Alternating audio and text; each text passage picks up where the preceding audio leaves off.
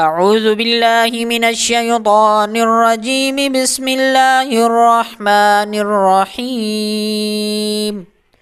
अस्सलामु अलैकुम वरहमतुल्लाहि वबरकातुहू। मुअज़्ज़िज़ सामिईन गिरामी, आज हम अपने यूट्यूब चैनल रूहानियात मीडिया पर हाजिर हुए हैं। अगर आप हमारे चैनल पर नए हैं तो ज़रूर सब्सक्राइब करें ताकि हर नए आने वाली वीडियो आप तक बआसानी पहुँच सके। चलें वीडियो को शुरू करते हैं। ये वीडियो है खौफ से निजात। सल्ली अला मुहम्मदिन नबी कमा तुहिब्बु व तर्ज़ा अन युसल्ला अलैहि।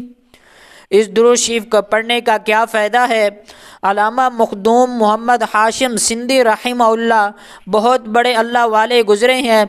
इस दुरूद शरीफ के मुताल्लिक फरमाया करते थे कि हर किस्म के खौफ से निजात दिलाता है और इसका तजर्बा भी हुआ, जिसके बाद सुबह व शाम पाबंदी के साथ इस दुरूद शरीफ का विर्द रखता हूँ।